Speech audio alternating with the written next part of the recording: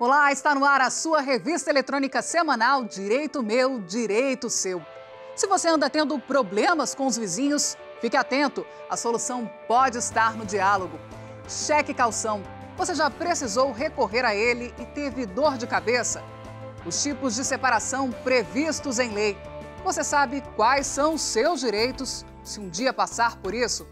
Então precisa saber para fazer valer. Isso é direito meu, direito seu.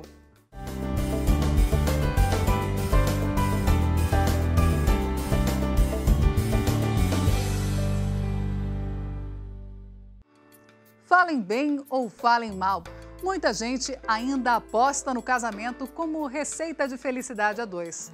Por outro lado, as separações entre os casais estão cada vez mais frequentes. E você sabia que hoje há casos que dispensam a justiça e podem ser resolvidos direto no cartório? A repórter Gabriela Faria explica pra gente. Começar de novo e contar comigo. A canção Começar de Novo, escrita por Ivan Lins, por muito tempo fez parte da vida de Dona Yaris. O casamento, cheio de sonhos e planos a dois, veio em 1965. Mas 12 anos depois, quando nem tudo eram só flores, aí o jeito foi desatar os laços e partir para a separação. Começar de novo e contar comigo vai valer a pena. Libertada, sim, de um casamento que não tinha dado certo. Era ficar com o nome do marido, era estar relembrando aquilo que não deu certo. Quando o casamento não dá mais certo, quando os sonhos não são mais compartilhados e não dá mais para dizer felizes para sempre, o jeito é optar pela separação. De acordo com o IBGE, a maioria dos casamentos tem durado pouco mais do que 15 anos e, consequentemente, o número de divórcios aumentou 45% nos últimos 30 anos. E quais os rumos para quem está no caminho do divórcio? No caso da separação, em que os dois entram em comum acordo, mas têm filhos, é necessário entrar na justiça com pedido de divórcio. Se o casal não teve filhos, mas não houve consenso para a separação, também é o Poder Judiciário que vai declarar o fim do casamento. Já no relacionamento sem filhos, em que todos estejam de acordo com o divórcio, é mais simples. Basta procurar o cartório para oficializar o fim da união. Primeira coisa que o casal precisa fazer é consultar um advogado. Ele consultando um advogado, a gente vai seguir um roteiro para saber algumas perguntas, para fazer algumas perguntas, para saber se pode ser feito no cartório ou se tem que ser feito judicialmente. Quando eu digo judicialmente, é porque em caso de menores não pode ser feito no cartório. Um divórcio não pode ser feito no cartório.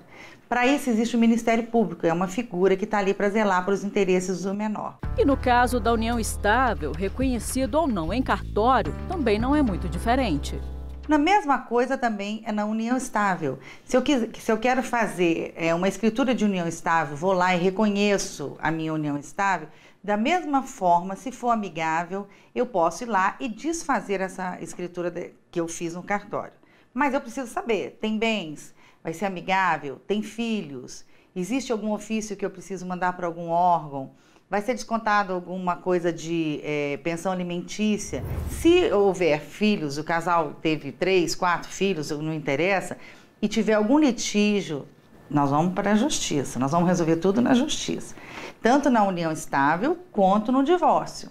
Mas se for amigável, eu posso fazer no cartório desde que não existam menores, tanto no divórcio quanto na união estável também.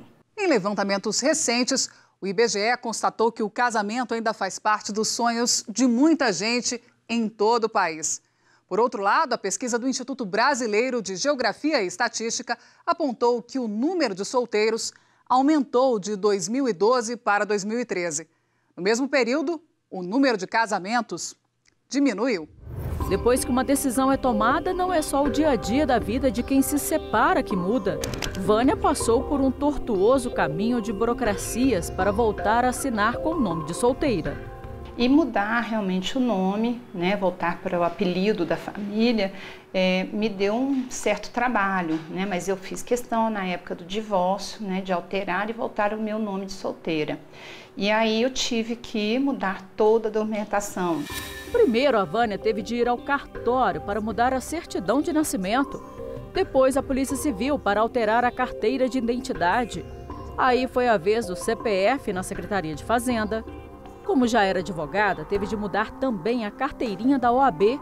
O contrato social da empresa era com o antigo nome de casada. Aí veio a vez da alteração contratual na junta comercial. E não para por aí. A CNH no Detran, o passaporte na Polícia Federal, a carteira profissional na Secretaria de Trabalho e o título de eleitor no cartório eleitoral. E será que ela trocaria o nome de casada pelo de solteira se casasse novamente? Não, jamais. Jamais trocaria o meu nome, né? Manteria. Qualquer propositura, qualquer viagem, você realmente tem que provar que você que é a pessoa que está ali efetivamente no documento. Então dá muito trabalho. Em um caso que chegou ao Superior Tribunal de Justiça, ao contrário de Vânia, uma mulher queria manter o nome de casada mesmo depois da separação. A 4ª turma do STJ considerou que mudar o nome da mulher, que na época tinha 80 anos, causaria grave dano à personalidade dela e prejuízo à identificação por ter convivido durante 45 anos com o nome do ex-marido. O ministro Aldir Passarinho Júnior manteve a decisão do Tribunal de Justiça do Rio de Janeiro e ela, mesmo separada, continuou com o nome de casada. O direito ao sobrenome, né, do marido, hoje em dia é um direito personalíssimo. Se a pessoa quiser continuar com o nome porque ela é conhecida com aquele sobrenome, ela continua com aquele sobrenome. O assunto agora é direito do consumidor. Qual a saída quando a conquista da casa própria de sonho vira pesadelo? Uns acham melhor rescindir o contrato da compra logo. Mas você sabia que é possível ter os problemas resolvidos em 30 dias? É isso mesmo, 30 dias.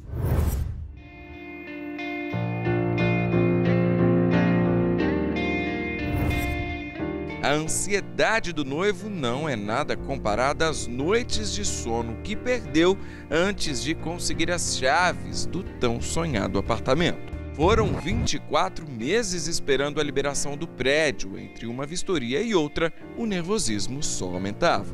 Demorou uns 2 anos para eu poder mesmo realmente entrar e falar assim, ufa, consegui. Passei por tudo isso, mas agora eu consegui. O Instituto Brasileiro de Estudo e Defesa das Relações de Consumo, o IBDEC, registrou só no último ano um aumento de 320% nas queixas relativas à compra de imóveis na planta. Mesmo depois de o prédio ficar pronto, o número de reclamações não diminui. Quando os problemas aparecem dentro do apartamento, pegam o proprietário de surpresa. Os defeitos inesperados podem até frustrar o sonho da casa própria. Carlos e Gabriela, 2 pessoas diferentes que nunca se viram, mas que vivem o mesmo problema. Bastou a primeira chuva para o apartamento tão desejado pela família de Gabriela começar a apresentar os defeitos. Estas imagens foram feitas por ela. A água invadiu os cômodos, destruiu móveis. Um susto daqueles.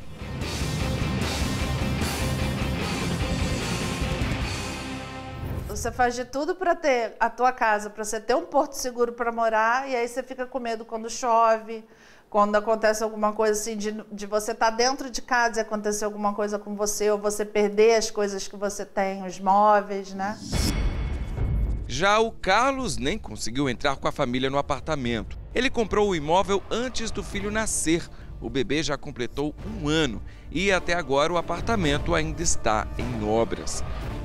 Minha mulher está bem chateada, ela ficou bem triste, também não vem aqui, frustrou muita gente, né? O IBDEC alerta: os principais problemas nos contratos de compra do imóvel são cobrança indevida de juros e correção monetária, venda casada e atraso na entrega. Nas áreas comuns, podem dar dor de cabeça o tamanho da garagem, falta de itens na área de lazer e drenagem da água da chuva. Sem contar as falhas de interior, como infiltrações, rachaduras, nivelamento do piso e metragem. Estes problemas internos são conhecidos como vícios. Podem estar ocultos ou ser de fácil identificação. Os ocultos só aparecem com o tempo e o prazo de garantia é de 90 dias após a constatação. Para os vícios de fácil identificação, a garantia é de 90 dias após a data de entrega do imóvel. Aqui o problema foi o seguinte, deu vazamento em janeiro de 2014, início do mês, lá pelo dia 5, dia 6. Eles quebraram todo o piso e o piso está chegando só hoje, depois de um ano. Então, o vazamento que atingiu lá embaixo começou aqui? Começou aqui. Eles quebraram aqui, quebraram a cozinha gourmet, quebraram a sala aqui de cima de TV e até eles acharem o vazamento, demorou 3, 4 meses, depois que eles acharam, assentaram a massa, mas ficou faltando o piso que não chegava.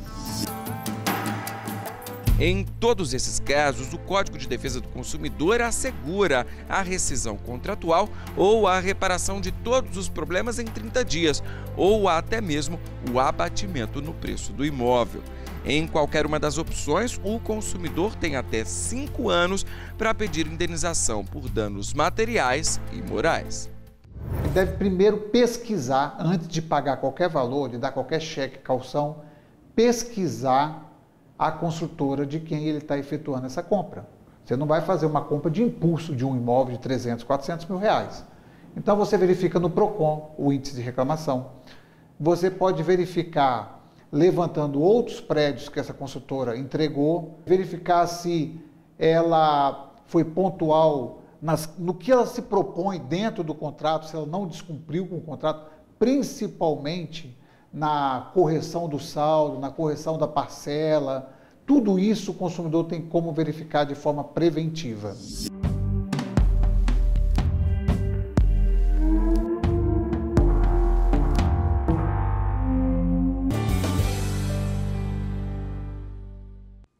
Você já chegou cansado em casa, foi tirar uma soneca e acordou assustado com o som alto de uma música que invadiu o seu ambiente? E o barulho era da casa do vizinho. Muitas situações como esta viram conflitos que vão parar na justiça. E sem necessidade. Nessa hora, o diálogo pode fazer valer o que é direito meu e direito seu quando o assunto é lei do silêncio. Festa, música alta. Esses dias mesmo, lá próximo à minha casa, o pessoal foi até 3 da manhã, de quinta para sexta, e na sexta você tem que trabalhar. Cheguei cansada em casa e acontece que as festas continuam, né? A partir das 10 horas. O barulho de obras, de feiras livres, são exemplos de situações que incomodam e perturbam o sossego dos vizinhos. Quando eu chego em casa à noite, quero fazer trabalho, quero estudar, não consigo por conta do som alto dos vizinhos.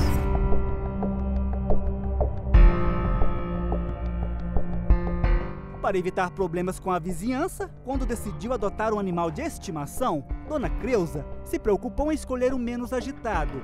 Ela fica sempre de olho na xodozinha da casa. Toma todos os cuidados para não gerar reclamações de quem não gosta de animais. A minha preocupação de não incomodar a minha vizinha. Então, eu tenho 2 gatas, essa daqui é a Maria, e ela costuma querer passar para a casa da minha vizinha pelas varandas que são interligadas. E às vezes que acontece eu fico bastante incomodada, porque a minha vizinha não tem animal nenhum. No prédio onde José Nazareno é síndico há 12 anos, os moradores podem consultar as regras de convivência na ata do condomínio. Para que os condôminos possam ter uma boa convivência, até uma convivência familiar, é bom que a gente converse, apresente, que eles façam churrasco juntos e aí eles vão dirimindo essas dúvidas, esses questionamentos, um vai entendendo o outro. Em São Paulo, o Sindicato da Habitação, o Secov, teve uma ideia que vem dando certo desde 2006. É a Câmara de Mediação, onde síndicos e moradores em conflito são orientados. Com o diálogo, muitos encontram a solução para os desentendimentos. Só em 2013, o Sindicato da Habitação realizou 80 mediações. Elas resultaram em 70 acordos firmados entre condôminos. A cada ano, 90% das mediações têm sido resolvidas com sucesso. São casos incômodos, como barulhos, vazamentos, vagas de garagem e animais. O Código de Processo Civil brasileiro estabelece os direitos de vizinhança que devem ser respeitados em caso de som alto, realização de obras, criação de animais de grande porte e mudanças fora dos dias permitidos. Quem desrespeitar as normas está sujeito a punições, inclusive com multa que pode chegar a 10 vezes o valor da taxa do condomínio. O Código Civil ele estabeleceu regrinhas para que efetivamente a pessoa possa usar de forma correta, lícita e harmônica as suas unidades. Paciência e diálogo podem ser alternativas para um convívio coletivo harmonioso. Pequenas gentilezas também fazem a diferença. E quando os vizinhos não se entendem para resolver um problema, muitos procuram a justiça. O STJ tem aplicado normas do Código Civil para julgar diversos casos. Um deles veio do Rio de Janeiro, por causa da construção de um muro entre duas residências que atrapalhava a visibilidade. O vizinho do morador que ergueu o muro se sentiu incomodado. Eles fizeram um acordo e o muro foi rebaixado, mas o caso retornou ao tribunal, depois que um vizinho plantou árvores no local. O STJ manteve a decisão anterior, por entender que o acordo firmado entre as partes foi cumprido de forma integral. Os ministros ratificaram que o Código Civil dispõe e falaram que aquela pessoa que estava extrapolando o limite do uso da sua propriedade deveria usá-la de forma não nociva aos seus vizinhos. Isso é muito importante para termos um equilíbrio, para que a coletividade possa conviver em harmonia. Você já ouviu falar em cheque calção? É aquela garantia de pagamento em contratos de aluguel, atendimentos de saúde. Mas essa é uma modalidade que é preciso ficar atento para não ter prejuízo ou até correr risco de morte. Veja só por quê. Kátia Gomes.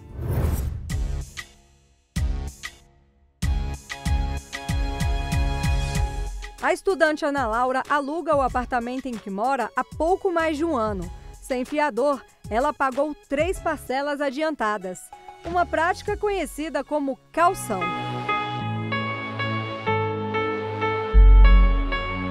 É uma opção interessante para quem não tem fiador e para quem não quer usar essas empresas de seguro-fiança, né? Eu acho que é uma boa opção. Agora, você fica na mão, né? Dependendo do valor que você paga, um valor altíssimo, se a imobiliária não for confiável.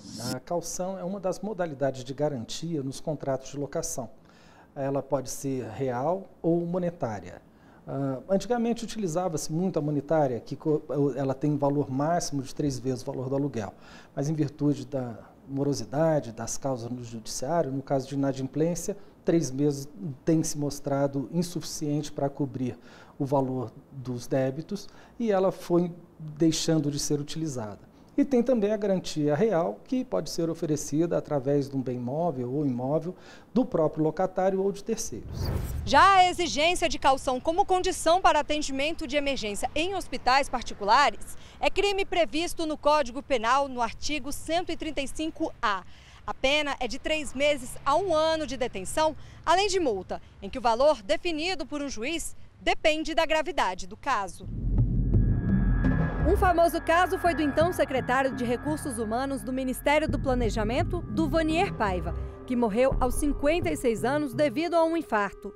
Ele tentou atendimento em 2 hospitais particulares, mas teve o pedido negado porque o plano de saúde dele não era aceito e a internação dependeria de um cheque que poderia ser dado como garantia de pagamento. O secretário desistiu porque não tinha cheque. Ele então seguiu para um terceiro hospital. Conseguiu ser atendido, mas já era tarde. Cobrança de um cheque calção em serviços de emergência e hospital, a pessoa, o funcionário do hospital ou do plano de saúde que fizer a exigência e ainda o diretor do hospital, o dono do hospital que determinou essa ordem, também podem vir a responder por um processo criminal. E ainda a instituição, a empresa, poderá ainda ser condenada em danos morais, a reparar civilmente algum constrangimento ou abalo à psique ou à saúde do consumidor. Segundo a Agência Nacional de Saúde Suplementar, os hospitais não podem coagir pacientes em situação de urgência e emergência, mesmo quando a operadora demore para liberar um determinado procedimento.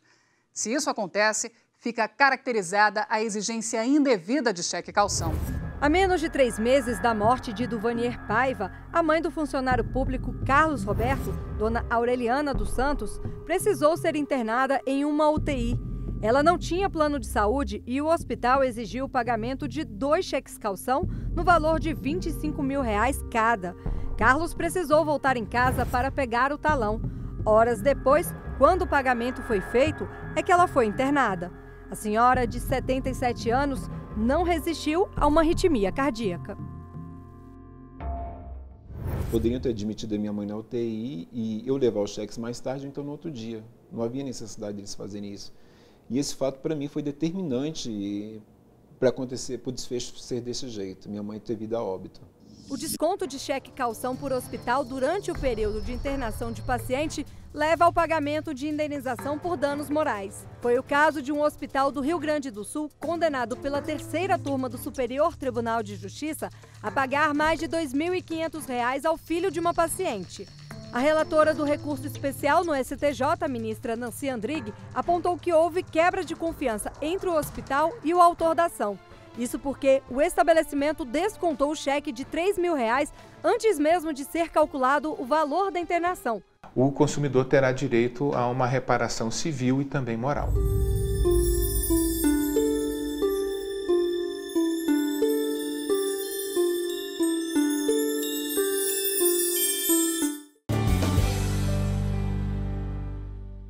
Há 10 anos, para reduzir a violência no país, entrou em vigor o Estatuto do Desarmamento. Mas com os índices de criminalidade em alta, muita gente insiste em comprar uma arma de fogo para garantir a própria segurança.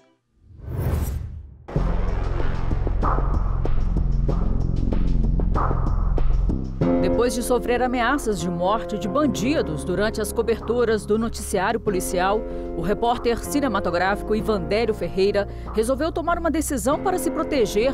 Foram 3 meses para que hoje ele pudesse ter uma arma de fogo. Nesse dia a dia de polícia, eu recebi umas ameaças de morte. Inclusive tem até BO registrado. Mudei, inclusive, de residência. Eu tive de vender minha casa porque o bandido chegou a ligar na minha casa, dizendo, olha, você mostrou fulano na televisão, tu vai morrer.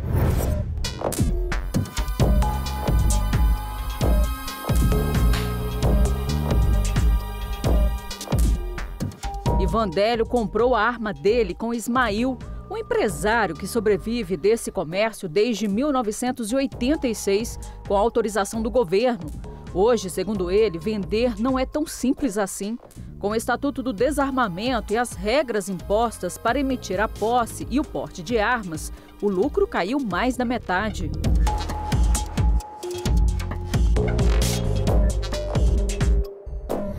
Muito difícil no Brasil você ter uma loja legalizada. Você tem que, hoje em dia, se você vê um empresário que tem uma loja de armas e munições, você pode falar, esse cara é sério. Para que uma arma desta chegue às mãos de um cidadão comum, o caminho é longo e cheio de burocracias. O primeiro passo é ter no mínimo 25 anos, residência fixa, comprovar que esteja trabalhando, não ter antecedentes criminais, passar por um teste psicológico e, principalmente, pelo teste de tiro, que é exigido pela Polícia Federal.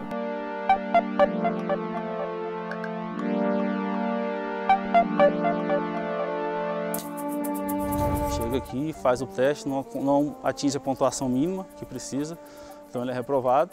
Aí, geralmente ele faz um curso e retorna com 30 dias para fazer novamente a prova, o teste de tiro. Aqui eu avalio se o cara tem noção de regras de segurança, se ele tem noção de conhece o armamento, partes do armamento, como gatilho, cano, a parte básica do armamento, em primeiro escalão, e a precisão do tiro. E não para por aí. O candidato, para conseguir o porte de arma, precisa apresentar na Polícia Federal alguns documentos. Cópias autenticadas de RG, CPF, comprovante de endereço, declaração de necessidade, certidões negativas de antecedentes criminais fornecidas pela Justiça Federal, Estadual, Militar e Eleitoral e de não estar respondendo a inquérito policial ou a processo criminal. Documento comprobatório de ocupação lícita, exame técnico por instrutor credenciado na Polícia Federal, exame psicológico por psicólogo também credenciado pela PF. Com a autorização em mãos, o prazo para a compra de armas é de 30 dias. Depois que receber a nota fiscal, é preciso fazer o registro para retirar o produto da loja e só apresentar na Polícia Federal a autorização para aquisição de arma de fogo, nota fiscal de compra e comprovante bancário de pagamento da taxa devida para emissão do documento através da Guia de Recolhimento da União, a GRU. Mas o porte é totalmente diferente do registro para você ter uma arma, né? E você pode ter uma arma ou em casa ou no seu trabalho. Você não pode andar com ela na rua, mesmo tendo o registro da arma, entendeu? Que é esse documento aqui. O porte e o registro devem ser renovados a cada 2 anos. No STJ, o ministro Marco Aurélio Belize entendeu que ter uma arma com registro vencido não é mais crime. A decisão veio depois de analisar o caso de um empresário que foi condenado a 3 anos de detenção e multa por estar com o documento vencido. O que o STJ disse foi o seguinte: não, se ele adquiriu a arma legalmente, se ele tinha o registro da arma, sendo que esse registro estava apenas com prazo expirado, isso não é crime, isso é infração administrativa e só. Crime só seria se essa arma fosse ilícita, se a arma tivesse com a numeração raspada, se ele não tivesse adquirido ela pelos meios legais.